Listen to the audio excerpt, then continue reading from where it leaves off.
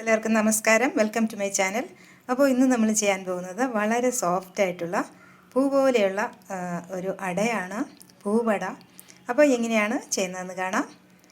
അപ്പോൾ ഓണം റെസിപ്പികളിലെ പ്രധാനപ്പെട്ട ഒരു വിഭവമാണ് ഈ പൂവട.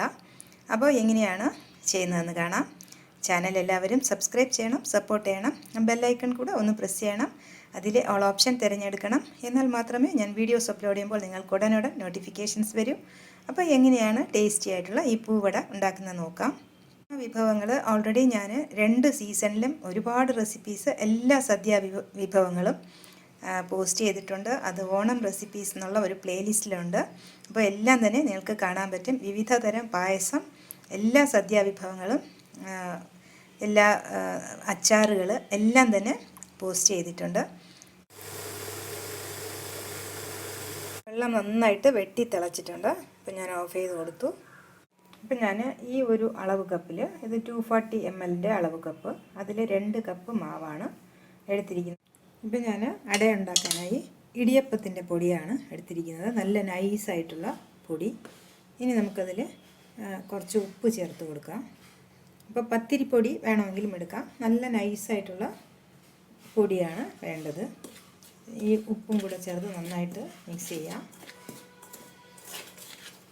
ഇപ്പം ഞാൻ മധുരം ഉള്ളതും മധുരം ഇല്ലാത്തതുമായിട്ടുള്ള 2 ടൈപ്പ് അട ചെയ്യുന്നുണ്ട്. നന്നായിട്ട് മിക്സ് ചെയ്തതിന് ശേഷം നമുക്ക് നല്ല തിളച്ച വെള്ളം ഒഴിച്ചു കൊടുക്കാം.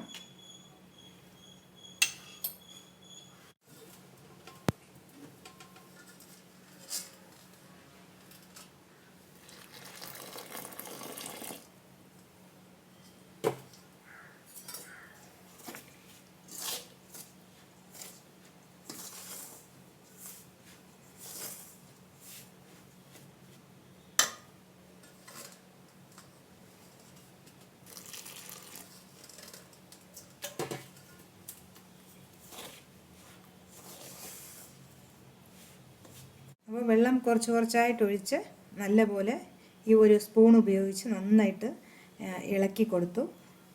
ഇനി ചൂട് പോയതിന് ശേഷം നന്നായിട്ട് കൈ കൊണ്ട് കുഴച്ചെടുക്കാം. അപ്പോൾ ഞാൻ തേങ്ങ ചിരകി വെച്ചിട്ടുണ്ട്. ഇതിൽ നമുക്ക് പകുതി എടുത്തിട്ട് മധുരം വെച്ച് ചെയ്യുന്നതിന് വേണ്ടി ശർക്കര ചേർത്ത് കൊടുക്കാം.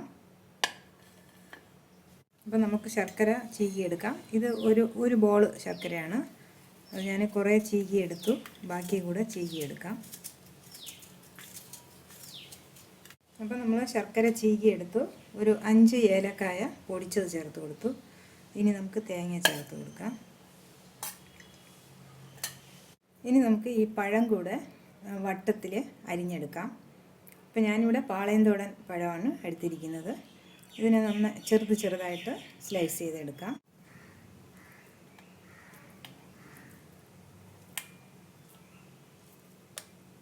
മാവ് ഇപ്പോൾ കൈ തൊടാൻ പറ്റിയ ചൂടായിട്ടുണ്ട്. ഇനി നമുക്കിതിൽ ഒരു അല്പം നെയ്യ് കൂടെ ചേർത്ത് നന്നായിട്ട് തന്നെ കൈ കൊണ്ട് നന്നായിട്ട് തേച്ച് കുഴച്ചെടുക്കാം. നല്ല മയത്തിൽ കുഴച്ച് ഇനി നമുക്ക് ഞാനിപ്പോൾ ഈ ചീലാന്തി ഇലയിലാണ് ഉണ്ടാക്കുന്നത്. നമുക്ക് വാഴ ഇലയിലും ചെയ്തെടുക്കാം. അപ്പോൾ ചീലാന്തി ഇല നന്നായിട്ട് കഴുകി, പൊടിയൊക്കെ കാണും, നന്നായിട്ട് കഴുകിയെടുക്കണം. ഇനി നമുക്ക് മാവ് പരത്തിയെടുക്കാം. ഇതുപോലെ ഒരു ബോൾ മാവെടുത്ത് നന്നായിട്ട് പ്രസ് ചെയ്ത് കൊടുക്കാം. മാവ് ഇതുപോലെ പരത്തിയെടുക്കാം.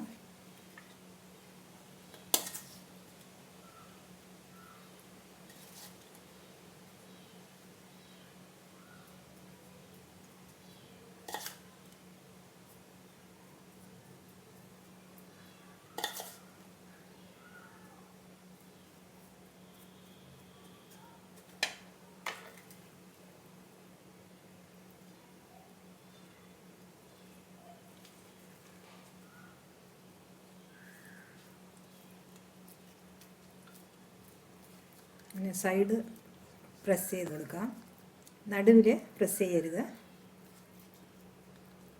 ഇനി നമുക്ക് വാഴ ഇലയിലും ഇതുപോലെ വാഴയില വാട്ടിയെടുക്കണം. വാട്ടിയിട്ട് നന്നായിട്ട് കഴുകിയതിന് ശേഷം വാട്ടിയെടുക്കാം. ഇതിന് നമുക്ക് കുറച്ച് വലുതായിട്ട് പരത്തിയെടുക്കാം, തിന്നായിട്ട്. അപ്പം മാവ് നല്ല നൈസ് മാവും നമ്മൾ കുഴച്ചെടുക്കുന്ന പാകം ശരിയായാൽ മാത്രമേ നമുക്ക് നന്നായിട്ട് ഇങ്ങനെ പരത്തിയെടുക്കാൻ പറ്റുകയുള്ളൂ. അല്ലെങ്കിൽ ഈ അരികൊക്കെ നന്നായിട്ട് പരത്താൻ വരില്ല.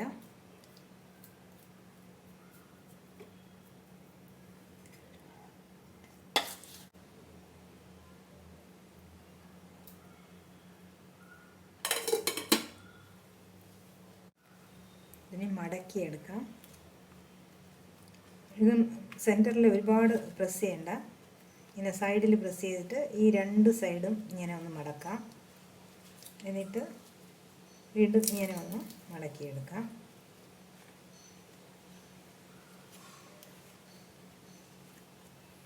ഇതുപോലെ മടക്കി എടുക്കാം. അപ്പോൾ നമ്മൾ ഉപ്പ് ചേർത്ത് ഉണ്ടാക്കുന്ന അടയിൽ ഉപ്പ് ഒരല്പം കൂടി നിൽക്കുന്ന ആ ഒരു പാകത്തിന് എടുക്കാം. ആദ്യം നമ്മൾ മധുരവും കൂടെ ചേർക്കുമ്പോൾ ഉപ്പ് അധികം വേണ്ട. ഇപ്പോൾ തനിച്ച് നമ്മൾ മധുരം ചേർക്കാതെ ചെയ്യുന്നതിന് ഉപ്പ് മുമ്പിൽ നിൽക്കണം. നന്നായിട്ട് കുഴച്ചിട്ട് നമുക്ക് ഈ ഒരു ഇലയിൽ വെച്ച് പരത്തിയെടുക്കാം. നമ്മൾ ഉപ്പ് മാത്രം ചേർത്തെടുക്കുന്ന അട. ഇത് നമുക്ക് ബ്രേക്ക്ഫാസ്റ്റിനൊക്കെ കഴിക്കാം. ഇപ്പോൾ മധുരം എല്ലാവർക്കും ഇഷ്ടപ്പെടണമെന്നില്ല. ബ്രേക്ക്ഫാസ്റ്റിനൊക്കെ നമുക്ക് കഴിക്കാൻ പറ്റുന്നതാണ് ഈ ഉപ്പ് ചേർത്തുള്ള അട.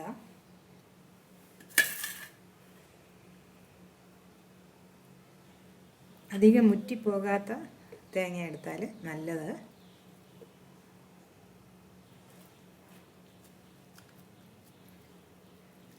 നടുവിൽ പ്രസ് ചെയ്യാതെ ഒട്ടിച്ചിങ്ങനെ കൊടുക്കാം. അതുപോലെ ഒരു അലൂമിനിയം ഫോയിൽ എടുത്തിട്ട് അതിൽ ഒരല്പം നെയ്യ് നന്നായിട്ട് സ്പ്രെഡ് ചെയ്ത് കൊടുക്കാം. എന്നിട്ട് മാവ് പരത്തിയെടുക്കാം. അപ്പോൾ എല്ലാവർക്കും ഇല കിട്ടണമെന്നില്ല. അപ്പോൾ അല്ലാത്തവർക്കും നമുക്ക് ഉണ്ടാക്കിയെടുക്കാം ഓണത്തിന്. നമുക്ക് തേങ്ങ അരച്ച് കൊടുക്കാം.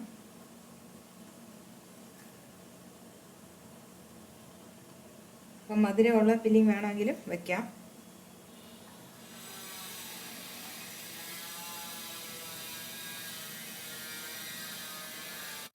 നമുക്ക് പേപ്പർ പതിയെ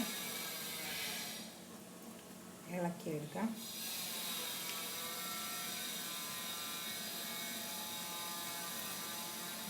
ഇതുപോലെ എടുത്ത് ഇതിനെ നമ്മൾ സ്റ്റീമറിൽ വെച്ച് ആവി കയറ്റിയെടുക്കാം. ഇതുപോലെ എടുക്കാം. ആവി വന്നപ്പോൾ അത് അടുക്കി വെച്ചു. ഒരുപാട് കുത്തി നിറയ്ക്കാതെ ഇടയിൽ ഗ്യാപ്പ് കൊടുക്കണം, ആവിക്ക് വരാനുള്ള സ്പേസ് കൊടുക്കണം. ഇനി നമുക്ക് അടച്ചു വയ്ക്കാം. ഇപ്പോൾ ഒരു 20 മിനിറ്റ് ആയിട്ടുണ്ട്. ഇനി നമുക്ക് ഒരെണ്ണം എടുത്ത് നോക്കാം. രണ്ട് സൈഡും നന്നായിട്ട് വെന്തിട്ടുണ്ടോ എന്ന് ചെക്ക് ചെയ്യാം. വെന്തിട്ടില്ലെങ്കിൽ കുറച്ച് സമയം കൂടെ വെച്ചാൽ മതി. നന്നായിട്ട് വെന്തിട്ടുണ്ട്. ഇലയിൽ ഒട്ടും ഒട്ടിപ്പിടിക്കാതെ ഇങ്ങനെ വരണം. ഇതിപ്പോൾ നന്നായിട്ട്. അപ്പോൾ വീണ്ടും കാണാം നല്ല റെസിപ്പീസുമായി. Children, bye bye, take care, thank you. എല്ലാവർക്കും ഹൃദയം നിറഞ്ഞ ഓണാശംസകൾ.